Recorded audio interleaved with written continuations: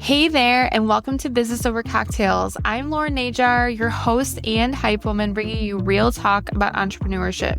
This is the podcast where we dive into the bold whys, the messy middles, and the game-changing aha moments that lead to success.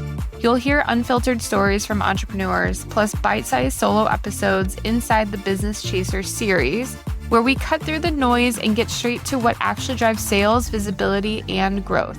So whether you're here to get fired up or finally feel seen in your business journey, pull up a seat, pour your favorite drink, and let's have a real conversation.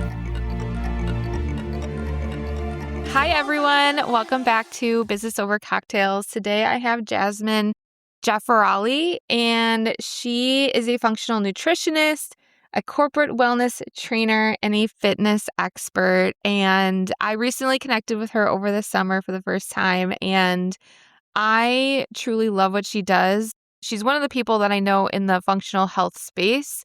And I've told this to several people. I'm like, if I could be something else in business and do like another career path, I would definitely go into this business and this health and wellness industry because I love it so much. And I'm just so happy that, again, she's one of these people that does that in the space and helps women with functional health and just like real, actual health advice. So welcome, Jasmine. Thank you for being here. Thank you for the invite. I appreciate it. I'm excited to chat with you because from what I know, especially from your history and your background and the conversations that we've had, you have a really cool history in your career and you've done some really cool things. But I want to just get started so people can get to know you a little bit more. Tell me the version of you before you became a health coach. Interesting question. Yeah. I've actually have been in this health and wellness space pretty much my entire life. And I started teaching fitness classes in college at the age of 20 and found myself in corporate wellness after college. And I guess I would say I've always held the coach role because when you're in the fitness industry, you are always coaching people on, how to execute, their a bicep curl, for example, or how to do a proper squat and lunge. You are always in that coaching mode, and it just never really left. I love that. I love that. I will say this. So for me, when I got more into like health, it was because of my cancer journey, right? So like, I think me before that, yeah, I think I was healthy. I worked out and I was athletic and I played softball like my whole like childhood, and I was pretty much healthy, I guess, in that way. And I have another client who's a hormone coach. And again, she was inspired to become that because of her own health issues. And I've had a lot of clients in this space that become some like a gut health specialist I've worked with, or pelvic floor therapist, or just anybody in this realm or in this industry. A lot of times their story is because of something that has happened to them, that they have went to bat on their own, they went to study on their own. Not only did they then have to heal themselves and figure out and just like advocate for themselves, and then now they're inspired to impact that because there's such a need for it. So it's interesting that you've always had that kind of in your mind. Well, you know what? And it's interesting that you brought all that up because it just kind of triggered a little bit. Like if I had to go back, right? There's a theory out there that we pick our professions based on our childhood wounds, right? Mm. And so if I had to go back, pre-20, I was an overweight child in the 80s, which was not acceptable, right? And it wasn't like, it was probably like 10, 12 pounds, which is heavy, in the 80s, right? I wasn't athletically gifted. I was always picked last in gym class. I hated climbing the ropes, for the Presidential Fitness Awards. And, and I got made fun of. I got bullied a lot for my weight. And, my parents had actually ended up divorcing right around like 8th grade freshman year. And I was still carrying extra weight. And, this is probably the first time I'm really disclosing this. And my mom at like 15 years old put me on Jenny Craig so that I can lose weight because I was transferring high schools. And I think it stems from her wounding going back to a high school where she graduated from, right? Ooh. And so, yeah. And so that the women in my life, my grandmother, even in the 50s and 60s, was trim club, which was the thing, right? She was a trim club coach, was how to trim the weight. And my mom and I remember my great grandmother always doing the grapefruit diet. So it comes from a deep wound of like you thinking that your weight is defining of who you are. Mm. I have goosebumps right now. Yeah. And I read a Yeah. book, and I'll tell this to you. I'll share this too, because you have a daughter. When my daughter was born, my friend had said, "You've got to read this book, Mother Daughter Wisdom." It's by Dr. Christina Northrup. Okay. And I really loved in this book as she went through it was like houses, right? In the first 7 years, 7 to 14, and 14 to 21. And I remember reading, my daughter was like 3 months old, and she talked about how the patterns that we repeat as mothers based on, generational wounds. And I like vowed to myself, I'm like, I will never, ever comment about my daughter's weight. I will never say anything in front of her because I want her to have the body confidence that I did not have.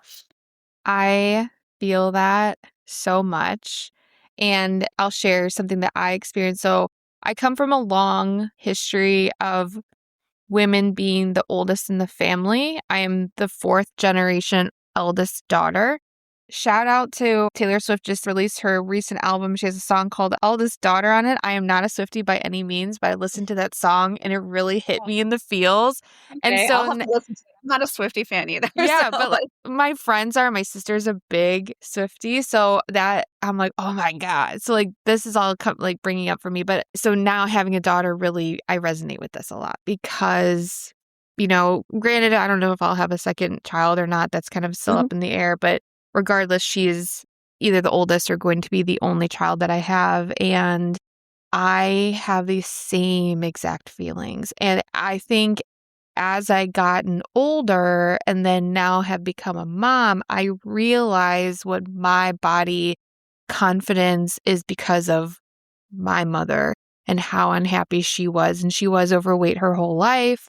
Not her whole life, I'm sorry. Maybe after she got married and then had kids, and she had three of us, and constant was told, I think I was always fluctuating between 130 and 135 pounds from eighth grade to when I had cancer the first time. I was 23 years old. So that was a very healthy weight. It was by no means, and I've been 5'6", like that whole Oh, span yeah. of time too. Yeah, yeah. So I've always been athletic. I played softball year round. I played basketball in middle school. And my mom, whenever I would weigh myself, my mom would always remind me, oh, well, I was 120 pounds when I was in college. And, I'm 15, I'm 16 years old. And she's telling me at 21, she was 120 pounds. She was definitely not 120 pounds anymore.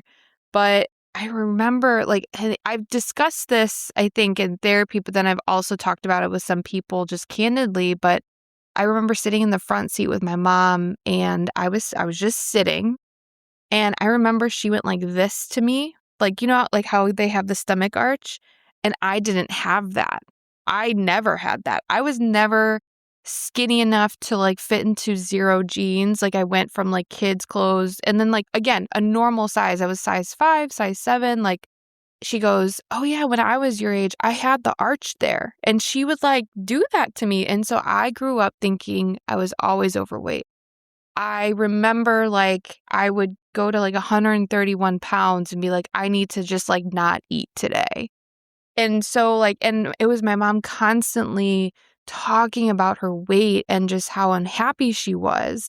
And I, again, as a child, like I remember thinking in that moment, like, I don't think I was upset or anything, but now as the years have gone on, I'm just like, I could never do that. Yeah. Like that is wild to me. It's a core memory that lives in our tissues. Yeah. Right. And like my mom did something, I remember driving in the car and she patted my belly, like, oh, type of a thing. And it's a core memory. And then the subconscious message that we receive is that we're not good enough. Yeah. And it shows up in relationships and your careers. And we have to like tap into that subconscious to rewire, like, I am good enough. Like my body is carried 2 human beings and in just giving thanks to your body and all that it does for you every single day. And, I think it's a little bit more of that generation, right? Mm-hmm. And in the 90s, diet culture didn't do us any justice either, with the whole fat free, and then started the airbrushing of the models, and nothing was real anymore. So we're always striving to be this unrealistic model that essentially they're eating Skittles and drinking water to keep their weight off. Mm-hmm. And then became the unhealthy diet patterns from that. Yeah. Yeah, and it's so interesting. And just when I brought up eldest daughter, though, and like talking about all the old, like my great grandma was the oldest, my grandma, my mom, and then me. And the reason why I brought that up is because my sister did not have that experience. My sister and my mom were exceptionally close. And not to say that I wasn't close, but I definitely had a different upbringing and had different expectations of how to look. And I remember my mom always telling me, like, oh, your sister wants to be as skinny as you or look like you. And my sister was taller than me and just like a little bit thicker than me. And so and just to bring that full circle of, I did have a sister and we are very close and we're only 14 months apart. We had a very similar upbringing. We did the same sports, had the same friends, but she had a very different experience and then had no idea that I experienced any of that stuff until we got older. So the question I have, though, just kind of going into then your career is then when we think of like health, and then I know that you're kind of specifically in the perinatal space, but I want to start with the Yeah. question of what are the common challenges that women are facing, like when they go into some sort of like transition to thinking about their health, right? So you are full perinatal, right? So maybe people that are thinking about having children, prenatal, postnatal, pregnant, and then even the perimenopause and menopause. Like, what is the biggest challenge that people face? I think people avoid doing the inner work Mm. to truly heal their physical bodies. Because I was there. I was working out. I ate clean. I took all my supplements, non GMO, organic, no food dyes. I'm doing it all. And emotional suppression will uproot into physical diseases and hormonal balances and all those things. So, you suppress, you regress, but it's, the body keeps score. There's a book out there, right? That's Mm-hmm. called that.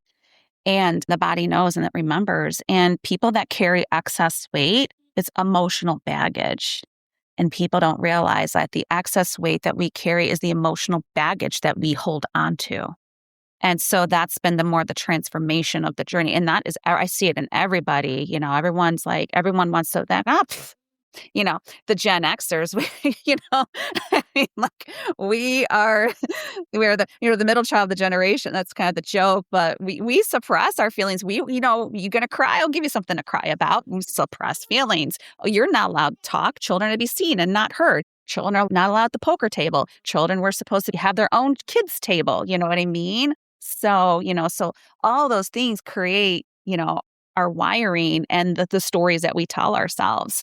And so, we are the generation that, we're not going to take it anymore now because we are, like, hey, we want to pave the way now for the younger ones and be like, you guys don't have to take this and accept it anymore. So it's the true healing is always in the work that we are avoiding because you can't out analyze and out logic your own healing. Oh, yeah, I feel that. I think the decade of your 30s is a very transformative time. I think maybe even the mid to upper 30s. And that's when you start to realize, even if nothing has been traumatic to you up until this point, I think that this is the era where, at least for me, I started to realize, and because it's the area like a lot of people become parents and you grow up and you're Mhm. thinking about your life and thinking about what you're doing and kind of getting settled. And we start to realize our upbringing and like, wait, that was not normal, or that's not what we do now. Or, you start to realize those things. You're not so much a kid anymore. And I wish someone told me that. And the very first time that was ever entered into my brain, I was on a podcast and it was in person. And I was talking about like all the things that happened to me, my parents passing away, then having cancer. And we talked about the person who was interviewing me asked me about my parents. And then, within a year after my dad passing away, I was diagnosed with Hodgkin's lymphoma, and he asked me this question. He's like, do you think you manifested that in some way? And I was so Mm. taken aback by that because I think my initial reaction was like, what? That doesn't make sense. But I think it was shortly after that, like I started understanding what really like manifestation is. And because back then, that was 2019, I had just started my business. And so for me, when I think of the word manifestation, I only thought of that as like sitting in a room with candles and like woo woo stuff and like wishing something will happen. But, it's the act of like thinking about it subconsciously, putting in the back of your brain and then always doing the action to get to that point. And so now I think that that is a real possibility because, having my mom pass away and then my Yeah. dad pass away a year and a half later, and I went through a breakup in a serious relationship. So yeah, like that is a very real possibility. And then thinking about like all of the other diseases, right? And now being fortunate enough to have clients in this space, seeing how stress and our external circumstances and our experiences can manifest into so many health conditions. And I still don't know why I had Hodgkin's. Like my brain wants to put the logical sense and be like, what did I do? What were the acts that I did? And, the Hodgkin's lymphoma is one of those cancers that like you just like don't get from smoking or you don't get from eating bad. There's no rhyme or reason or a direct cause of that type of cancer. But again, I could think of, okay, well, my body was under a lot of stress. It developed the disease, whatever that is, right? So there is some semblance of like calm or like an understanding. But yeah, like when that question hit me, when that guy asked me that question, that was the very first time I ever was like, oh, yeah, like that kind of makes sense. Because up Yeah. until that point, I was just so Right. angry why I had that. Well, what you fear, you draw near, Mm. right?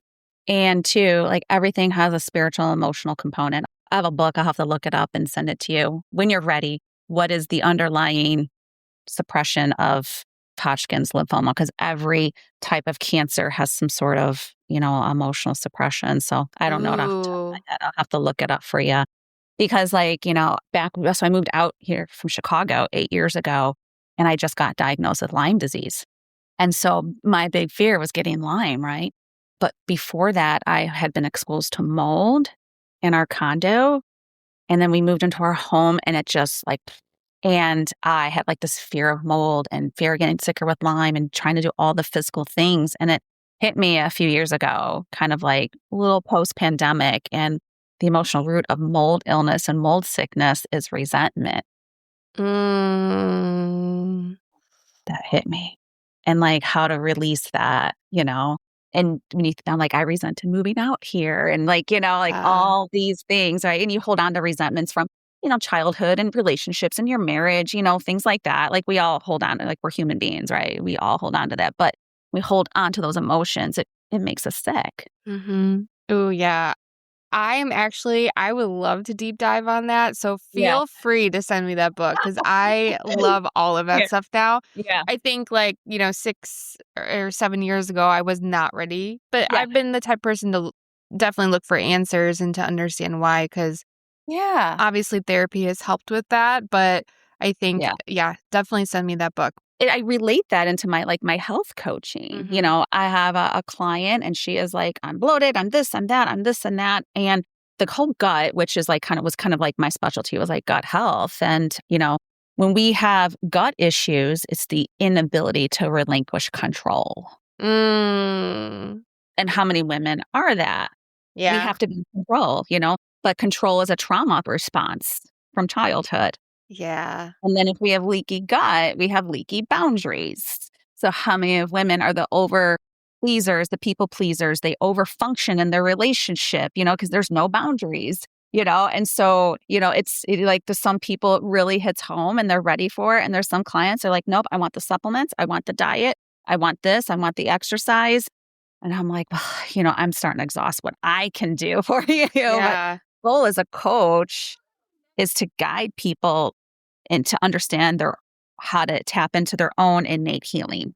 Mhm. I'm just a guide. I'm not a healer. And in fact, actually, if anyone calls himself a healer, I'm like, to me, you're not a healer. You are not here. Your role is to help them be the hero in their story. Ooh, So yeah, I love that. Back to then, like, women, say we understand, like, there may be a lack of education, and women at a certain age start to, like, I feel like we just start to dig deeper, right? We understand that there's maybe more at play because working out and eating healthy isn't helping us any. But I know that there's also this, I don't know whether to call it a phenomenon or just like a normal thing, but like women then go out and try to seek support in this, right? And it's not always easy to find someone like you. It's not always easy to find functional health practitioners. Again, we have to go to the internet to try and search. But what is often missing from the support that women are trying to receive just from their normal care? it's their partner support. Mm. If you don't have a supportive husband or a partner that is willing to do their work so that you can heal together, is often the barrier with women to moving forward and feeling supported. Can you like give an example? Yeah. So there's the over functioning mom that does it all. She grocery shops, she works, she does the doctor's appointment, she helps the kids with the homework, she schleps the kids around from practices, she house cleans, she does the laundry, she does everything for everybody. Right. So that's the over functioning mom. And, at the time when women were at home, that was acceptable. But the problem has been is like now that women are working because the second income is needed, we're still assuming all those roles and responsibilities. And then the husband just goes to work, comes home, will play with the kids. Like husbands are more involved and active in their kids' lives than they were, in the 50s. But they're not assuming like half of the household work. So then there's resentment that builds up, right? And then a woman is forced to be more in her masculine energy and doesn't feel safe enough to soften and be the mom, the nurturer that she's needing because she's got to be both. And that is a lot of what I see, especially with women in their, probably late 30s, early to mid 40s. So that's that. That's, a biggie. Yeah. So it's a common over functioning mom to under functioning dad. I was in a conference a couple weeks ago in New York, and there was someone there that coaches women, I think more so on like how to be more feminine, and it is a health coach as well. So a lot of those things you just said, I heard her say. And one of those, and I think the example that you have, yes, she has to assume those responsibilities, but it brings up a good point when you just said about relinquishing control. Mm-hmm. And the fact of, I know that I've struggled with this before of it's easier if I just do it and I know how to do it, right?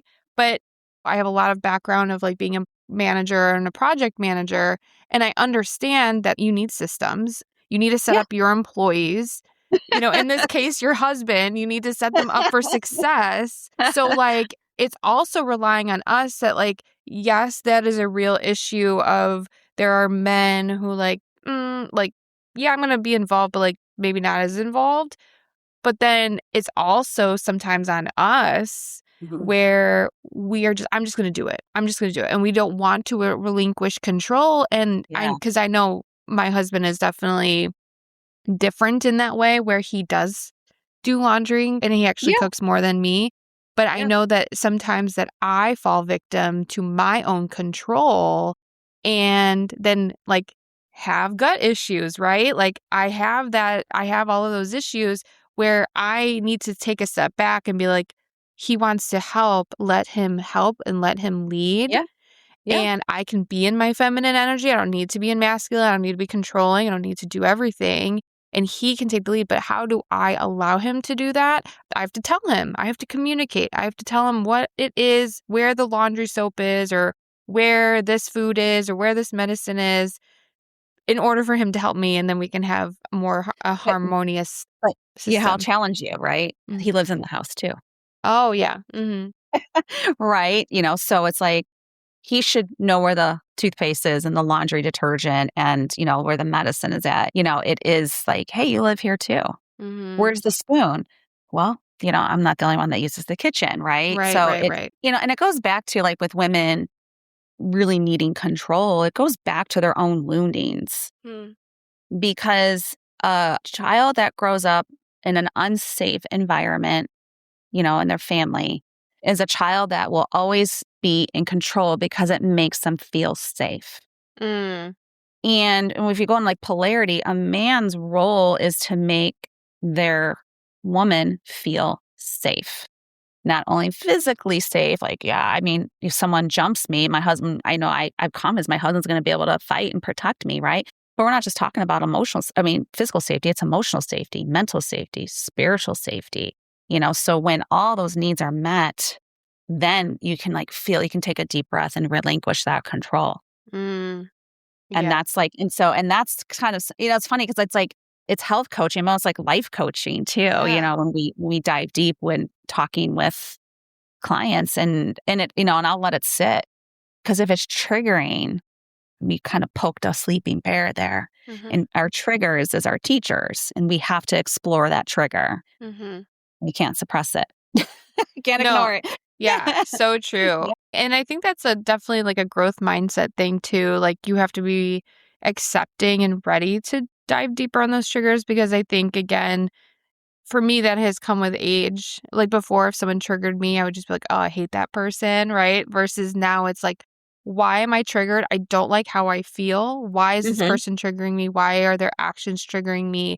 And I truly appreciate now that mindset shift that I had a few years ago where I'm just like, why is this happening? And why do I feel this way? Because it's about how you feel. And I can feel the physical reaction, right? Like, and I think that if anyone's listening that isn't ready to identify those triggers, like I would encourage you to focus on that physical response and how yucky it feels.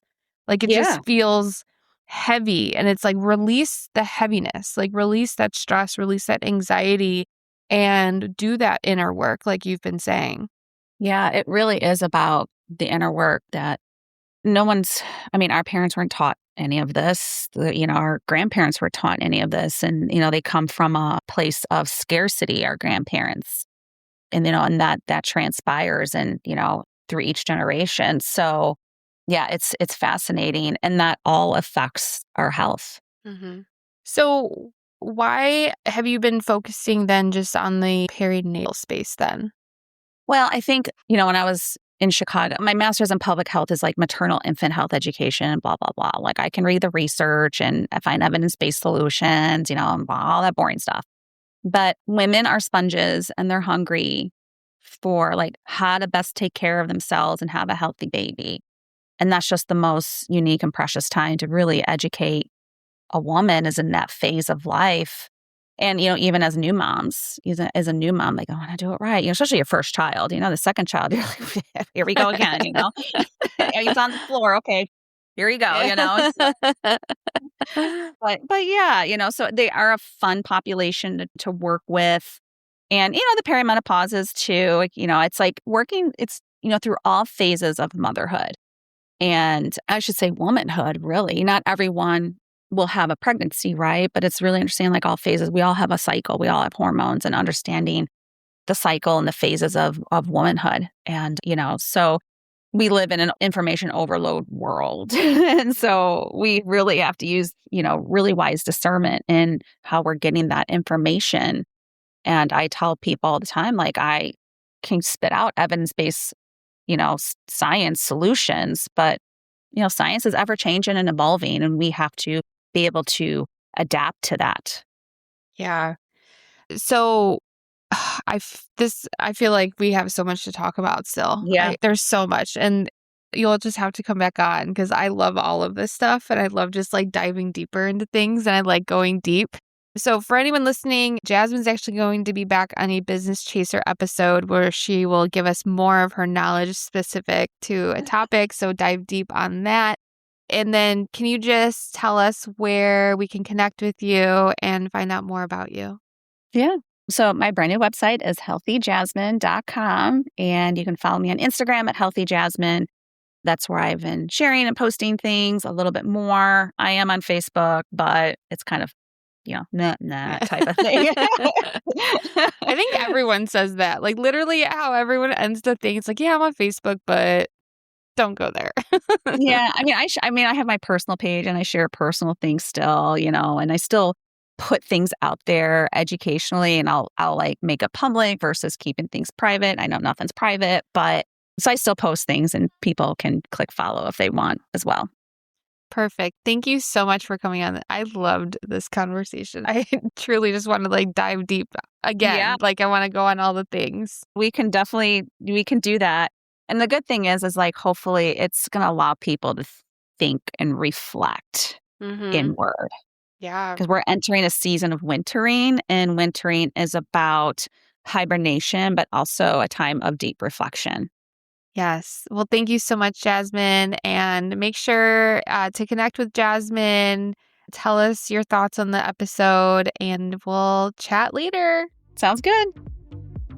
Thanks for tuning in to another episode of Business Over Cocktails, where real stories and bold business moves come to life. If this episode lit something up in you, share it with a friend, tag me at Lauren Najar or the podcast page at Business Over Cocktails. Make sure to leave a quick review as well. It helps more than you know. Until next time, keep chasing what matters and building the business that feels like you. Cheers!